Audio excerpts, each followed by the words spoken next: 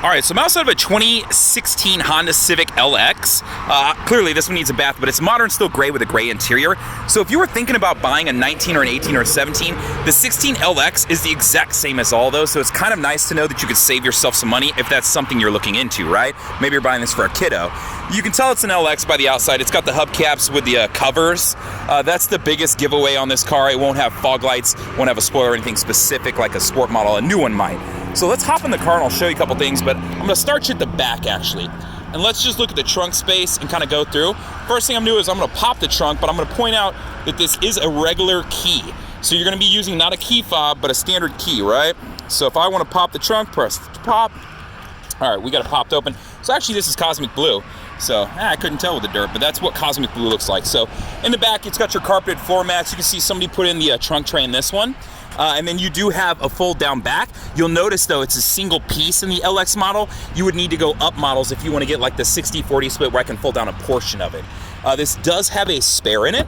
So I'll point out where your spare is here real quick. It's down here, so you have a full diameter spare. So full height, just not full width. So it's not like a tiny donut where you can only drive 35 on it. So second row, let's point out a couple things on this car real quick. Pop it open and show you. So the gray interior that I was talking about, it's got like a neoprene finish. They changed this from 2015 to 16, so it's a nice feel. I will tell you though, if you spill like water on it, it will leave like water rings, so you have to be a little bit careful about that, but it won't stain them. You can get them out, but just be aware of that if you're looking at this car. Now hopping into the driver's side.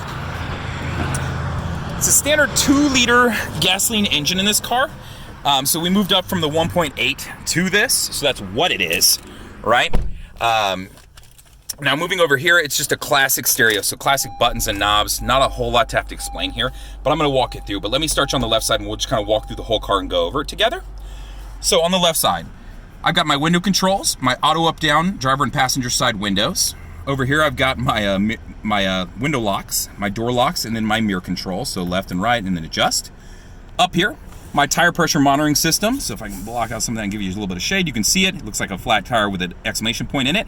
Above that, this button right here is vehicle stability assist. So this works with your traction control. So in the event that you go into a skid, it'll help transfer power to whichever wheel is getting better traction. So that's what this button is.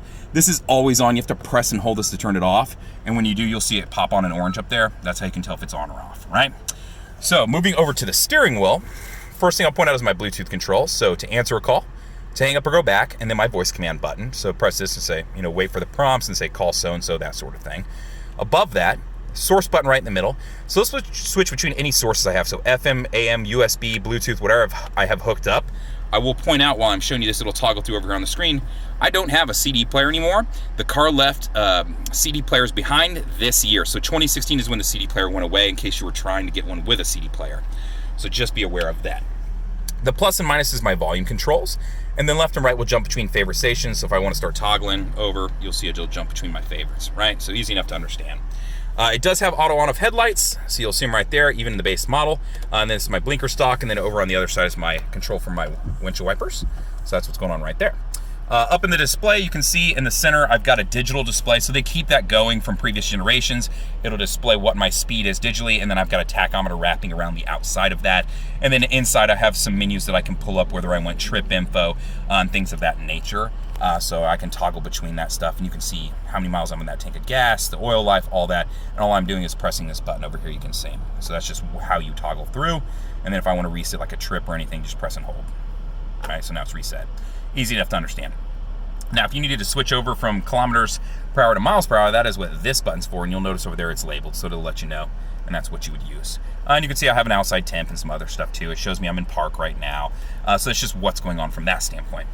Now back over to the stereo, just to walk you through a couple things here. I have a dimmer up here, so it'll let you lighten and darken up the screen. My radio, so if I want FM1, FM2, AM, that kind of thing. Media, so USB, Bluetooth, that sort of deal, is what's going to toggle through here. If I want to turn it completely off, my power button, right? Jumping between favorite tracks, whether it be something I'm streaming or listening to on a USB or whatever it may be, is right here. Or if I have the radio pulled up, it'll toggle between, you know what I mean, if I want to scan. So that's what's going on here. My Bluetooth, if I've never connected up a phone, how I would do so is go to yes, I want to add a phone, and then either select my phone or move along, add a new device, and then it'll search if I want. So that is how that function works. Now, if you needed to add a secondary phone, you could go into the menu screen, scroll down here to the settings, go to Bluetooth, and then we want to go to add new device. So this is if you're adding a second or third phone to the car. So that's just how this function works, right? So I'm using the menu button over here. Know that if you ever make a mistake, your back button is right here, so you can always back out of a screen and scroll around and look and see what's going on there, right? So that's what's going on from that standpoint. My equalizer is right here, so if I want to jump over and start affecting things, you know, treble, bass, balance, all that different stuff, it's right there. It is a single AC unit, meaning you can't control left and right separate of each other. It's just hot and cold is on here. So digital display, how much air is over here, and then where I want that air to go, right? And then down below, it'll alert you if your airbag in your second seat is off. Currently, there's no one sitting in there. There's no one over, I can't remember what the weight limit is to turn that on. Down below, though, you will notice that there is a hole back there, and it actually got a little tab to hold your wires. So if you are running to the USB down there and you're running up through here to charge your phone, one, this is rubber, so you can set it in there and it won't slide around, and two, you don't have to have wires dangling all over the place. And then on the other side, you'll see there is a power outlet, so that's like your 12-volt power outlet standard setup. Now on here, this is probably the 3 most commonly asked about buttons, just because a lot of people don't know about them. Brake hold, the first one, is what I'm going to explain is if you press this button, well, first you have to have your seatbelt on for it to work. So let me put a seatbelt on so I can show you, and we'll explain how it works. What it's designed to do, though, is if I am in drive and I have brake hold on, I can come to a complete stop and it will hold the brake for me. Now you might be asking me, why would I want to use that feature? And when you turn it on, you'll see brake hold pop over there in green right there, right?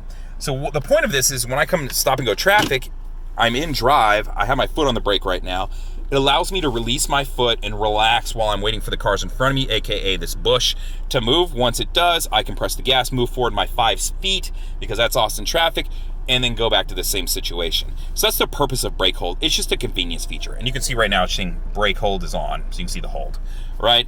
So now let's say I'm at a bank drive-thru and I forget and I take my seatbelt off and I don't have my, so it's gonna disengage brake hold, but when it does, what it's gonna do is it's gonna immediately engage the parking brake. So you'll see the parking brake pop on.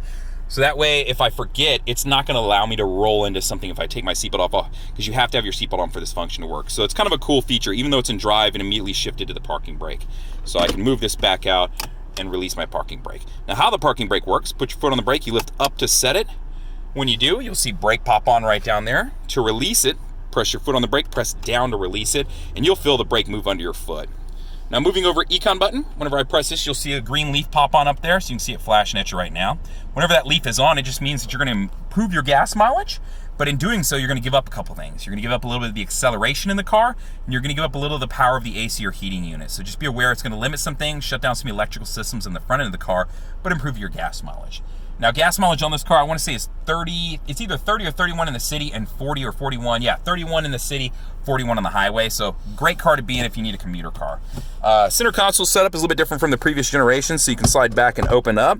I also have a sliding shelf, so if I have a huge water bottle, big gulp, whatever it may be, I can go from that angle, or if I have a normal sized drink, I could go there, right? So it just gives me different options to work from.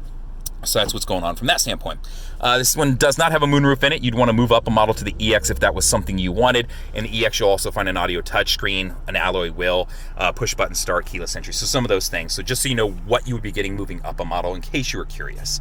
But this is a 2016 Civic LX, cosmic gray on the outside, or blue, I should say. Cosmic, it's really a mix, but it's cosmic blue metallic, I think is the official name. It's got the gray interior. You can see the partial racing stripes, black and gray two-tone touch to it, even on the doors. If you have any questions about the car, feel free to reach out. Be more than happy to help you. You can always call me at 512-443-4300 and ask for Justin. You can email me at jfuller, so the letter J and then Fuller at howdyhonda.com, or just comment on the YouTube video. I'm pretty good about watching and making sure I'm answering questions. Thank you much.